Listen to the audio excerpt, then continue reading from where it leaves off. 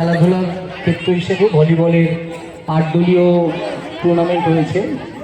খুব আকর্ষণীয় খেলা হয়েছিল, এমনকি বিকালে খেলা শেষ হয়নি, রাত্রি পর্যন্ত খেলা চলেছে।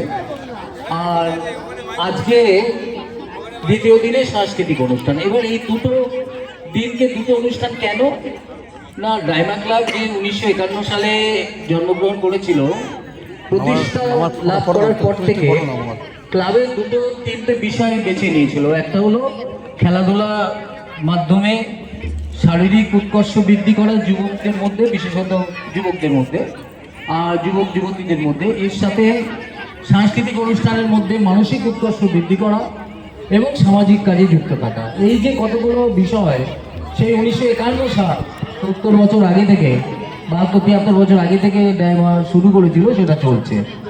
ক্লাব কিন্তু কোনোদিন কোনো বড় অন্য পুজো করে না, দুর্গা পুজো, কালী পুজো, যেগুলো অনেক ক্লাব করে, কিন্তু ডায়মা ক্লাবটা করে না। ডায়মা ক্লাবে একটি পুজো হয় ছোট করে, সেটা সরস্বতী